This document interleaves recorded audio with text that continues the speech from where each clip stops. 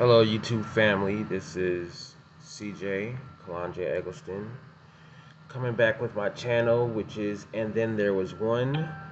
I actually posted a couple videos before I posted the last one, and this was actually something that I thought that I wanted to do. I knew I wanted to do, just to kind of do my part on Earth and change people's lives, and I didn't know if it would catch on. I didn't want to get too caught up inside the whole, YouTube famous thing. I didn't want to start that, but I did want to feel like people were listening to me. So, I've always posted videos on YouTube, and none of them I ever really expected, to have people view them, and they get a lot of views. But I usually put them on YouTube just so that I can have them saved in case I break a phone and I want that video still. I can always, hey, or if I'm hanging out with friends and I'm like, hey, um, sorry about that noise. That's my computer running right in front of me. But yeah, so in case I'm hanging out with friends, I can be like, hey, yeah, check this one video out when we were doing this. And so that's usually why I upload videos to YouTube. But that video that I uploaded, uh, I forget the name of it. Let me check really quick. This is my old phone. This is actually the phone that I uploaded it on. I actually got a better phone now, so it's actually. So for my birthday, I went out and got another phone. Well, my girlfriend bought a phone for me. So yeah, the video that I was talking about was the vision of Drake and Cardi B in hell. So yeah, that was a very important video to me. I felt like that's something I needed to do, and I'm glad that I got 56 views on it. That was way more than I expected, and I'm actually happy that 56, and I got 6 likes on it. So that just shows me that someone agrees with something I said, and someone learned something from it, and it changed someone's day. And that's really all I'm here to do. I'm not here to make any money. I'm not here to, become this world famous person. I'm just here to change people's lives and give people motivational advice because I feel like I've been through a lot of things, and I'm not saying that I know more than anybody because I feel like anyone can teach anyone something new every day. So I just feel like I know a lot of things that can be useful in this way of life. I feel like some people are really good with certain things in certain areas. Like you have some people that are good with working and keeping a job. Like my brother Tyrese, he's a year older than me, and he's always had a job since 16, and he's been a very hard worker, and he's just been really good and a hard worker, and he works a lot. And some people are more into things that involved in life. He was not really a big life in social and friend person, but I was more of a hang out with a lot of people, been in a different bunch of different areas kind of person. So I kind of picked up and paid attention and picked up and learned a lot of things through those travels and journeys. So I want to say thanks to my first subscriber. I'm not sure how to check who my subscriber is, but I will figure out. I just pulled my laptop out of the drawer. I never really use it unless I'm watching movies and plug it into my TV to watch movies sometimes. But I will give you a shout out on my next video because I'm gonna look on my computer and figure out how to see who you are. So I want to say thank you. You're my first subscriber, and if this ends up becoming something big and great, I would definitely make sure that you see that you are a very big part of this, that you gave me the motivation to continue this thread. Okay, so today I'm going to talk a little bit about me. I know you guys probably have some questions, like what is my background as far as religion. Um, my personal religion, a lot of, I've been through a lot of um, uh, different experiences. I was raised Christian. My dad is a Pentecostal Christian, and African American Pentecostal Christian. My dad's actually, well, he's my foster dad. I grew up in foster care. He's a very intelligent person, and he's went to college for 16 years, all through scholarships. He's been to Stanford. He's been invited to the White House when Bill Clinton was there. He's been to the Pentagon, and he's been to the White House with Obama. And he used to do a lot of great things. He went to college in Florida. He started college in Florida, in Tallahassee, at Florida A&M University. His name is Timothy T. Childs. If you ever Google him, he's a very positive person, and he's always been the CEO of his own company. He's a physicist and has his master's in physics, and he owns his own company in North Minneapolis, Minnesota, which is where I'm at right now. I'm actually in Bloomington, Minnesota, but North Minneapolis is about 15 to 20 minutes drive on the expressway. So yeah, my father, he's a very intelligent person, and I call my father because he's been the best father I could ever ask for, better than my own father, obviously, which I've met one time before. I met my father one time before, and I was in town in Kankakee, Illinois. I drove down there because my granddad had passed away. And it's a little small town, Kankakee. It's 45 minutes outside of Chicago. And my brother, I was hanging out with my older brother, and he was living there for a little bit because he was staying in Minnesota, and he had to, move down around family to get back on his feet. So, he knew family would be there for him unconditionally, so he moved down to Kankakee. So when I drove down there just to see my brother and hang out with him, and since we grew up in foster care, we're all really close. So hung out with him, and one day he was just like, "Hey, why don't we go say what's up to your father?" And my older brother, he's actually, a really good example of somebody who's changed and turned into a person that is respectable and is doing good, positive things. He I'll continue the story. Don't worry, I won't lose track. I know you guys are waiting for the whole thing to wrap up. But my brother Dante, we grew up in Minnetonka, Minnesota, and we went to Wayzata High Schools. And Wayzata High School is actually a predominantly white school, but there's some black people in there, and we were fortunate enough to, have a smart African American father that was smart enough to move. He's originally from Florida, moved from South Florida, where it's country, and moved to a nice suburban area. And we stayed in a 5-bedroom house. It wasn't super big, pretty big, and but not like mansion or anything, but just a decent sized house. And for being in the city, living in that city is pretty expensive. Not super expensive, so by no means like super rich or spoiled or anything. But my dad's a very frugal person. Since he's smart, he keeps track of every penny he spends and does things for a reason. And he's smart about what he does. So, like I said, we grew up in Wayzata. Grew up in Minnetonka. Went to Wayzata High School. And my older brother Dante, he went to, he played on the football team, and it was him, Marion Barber, and Otis Smallwood. They were the 3 stars of the football team on his senior year. It was kind of cool because I got to sit at the table with them. And as you guys know, Marion Barber was a running back for the Dallas Cowboys, and he actually played 8 years in the NFL, and he ended up retiring in Chicago for his last 2 years.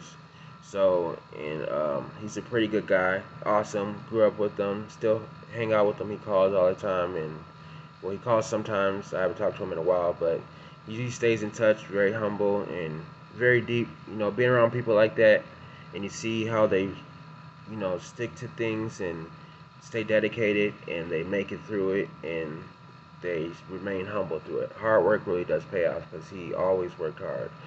But my brother, he used to party all the time, and he had a little chip on his shoulder a little bit, I want to say, because we were in foster care, and he felt like our parents didn't genuinely care about him because they would punish him for a lot of reasons. And that's mainly because of academic reasons. They're very big on academics.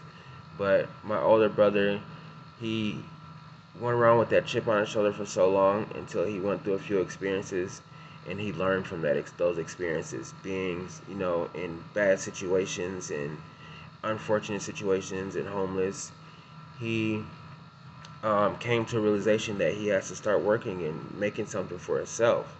And now to this day, my brother is a great, strong person and a good guy because he's been in bad situations and been, the guy with the young mentality and going through the streets and thinking he can do everything that people do in the streets, but then coming back and working an honest job and actually being a good citizen here. He's doing great in life right now.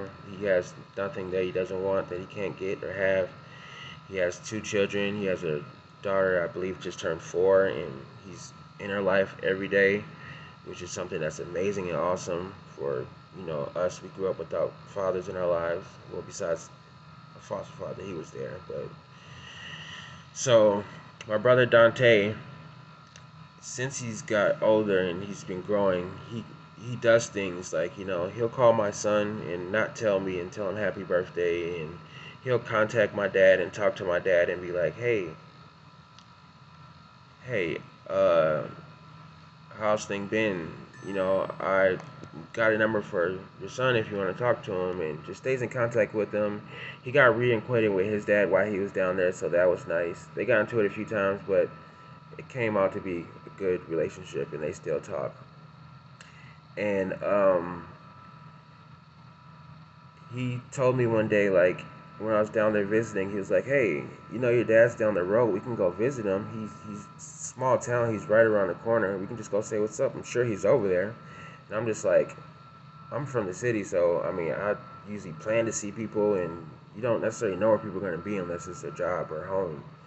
But we went around the way, and he was around on the corner drinking a beer. I guess he just got off work, and my brother walked up to meet him with me, and when we walked up, he was like, "Hey, this is your son." And then he looked at me. He was like, "Oh," he was like, "Oh," and then he was like, "So how you been?" And I was like, "Everything's been going pretty cool." And at that time, I had been people in my life that were supporting me, positive people. I was working at a church. I got a job doing a summer camp for kids. I got paid a whole lot more money than I expected. I went and bought a new car. I was happy. It was my first newer car, and I bought it on my own, and I paid it off, and I had no payments on it. My license was good. No problems. So I was a little arrogant at this time, and he was just like, "So how you been?" And I was like, "Yeah, I've been pretty good." And then he was like, "All right," and they started talking about something else, and then I seen the conversation really wasn't going anywhere, so we were just like, "All right, well, we're gonna take off." And then he was like, "Well, hit me up if you ever need anything." And me being the little arrogant little punk I am, in my mind I thought to myself, and I regret that to this day because I should never think that way. I was like, I'm doing better than you, because he was sitting on the corner drinking a beer, nasty 211 cheap beer, but he had a good job though. But I was like, I'm doing better than you. You hit me up if you need something. I made it this far without you, but that's not right.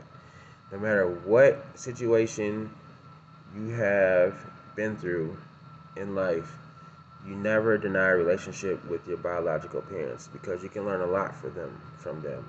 The reason why you do things, your heritage, your DNA, everything. For my son, we sometimes we lose contact for a little while. There's been some times in my life where I lost contact for a little while, and then we'll go back and we'll get back at it and hang out all the time. And when we hang out, I notice little things like when I go to the store and get a certain kind of drink and I get it because it's a certain price and it's a certain flavor and I like it, I'll pick him up for the first time and we'll stop by the store like, get whatever you want. And then he gets the exact same thing as me. So that reasons like that right there, and that right there is just the way that you know that God's in this universe and that God controls these things that go on and happen. So I want to continue the story and say, yeah, so my actual dad was a pastor, a Pentecostal pastor, and we used to go to church every Sunday at a church in St. Paul, and the pastor name was Kelly Brown. And to this day, Kelly Brown, he was the best pastor that I could ever want or hope for. Kelly Brown was just so amazing. He just, you don't really find many pastors that every word they speak is the truth. And then they speak, you can just get so much wisdom from the things they say. And when they talk to you, they can just quote every Bible verse. I love that about them. And there's not many people like that, not many pastors like that on this earth. And I think in this new generation, there won't be that many. So if you do find a good one, you hold on to them and listen to them. Because that is priceless. Because I used to be in church, and, black churches, we'd be in church for like 5 hours. And I used to be like, and then after a while, I started, when I got older and moved out, I would just show up to church sometimes and I would have fun. I wouldn't be tired. I'd be like, yeah, I need to be in here. It feels good to be back in church. And I think that being in church every Sunday, so many hours, I think that put a certain karma in my life, because a lot of things a lot of other people are going through in life, I didn't go through until later in life. Like, I started having a lot of grace, I feel like, for the things that I did and went through.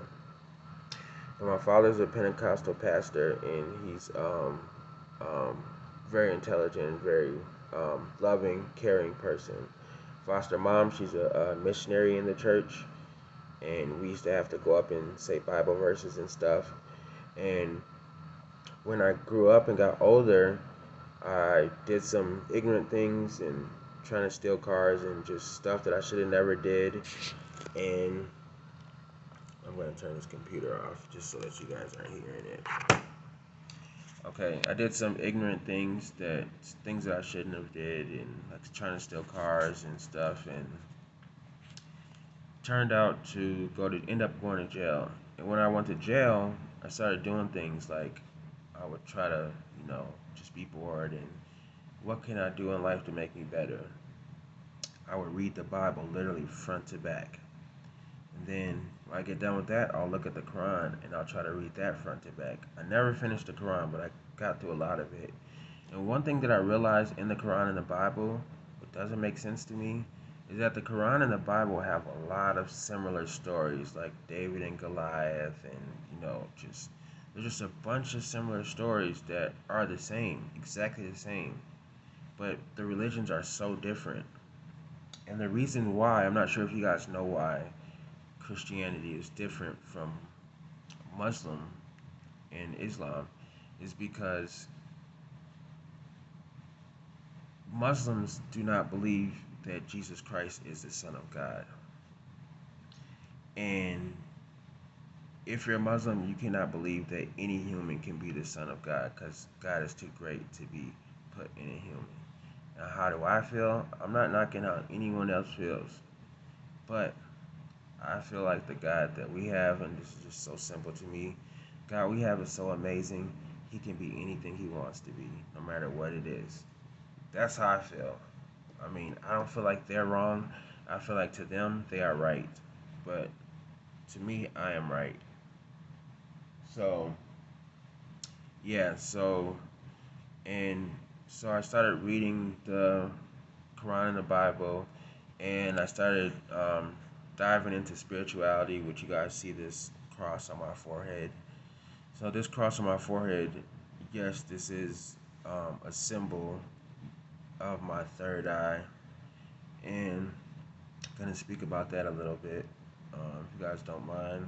A lot of people are curious about why people have crosses right here. I got it because Lil Wayne got it, and he used to talk about it all the time. And I started thinking to myself, and I started learning, and I figured out how to open my third eye. Biggest mistake in my life. Honestly, the biggest mistake in my life. When I opened my third eye and started understanding what it really was, it was the biggest mistake of my life, honestly. Life would have been a lot easier for me if I would have never opened my third eye. And I know that now. But I prayed for it.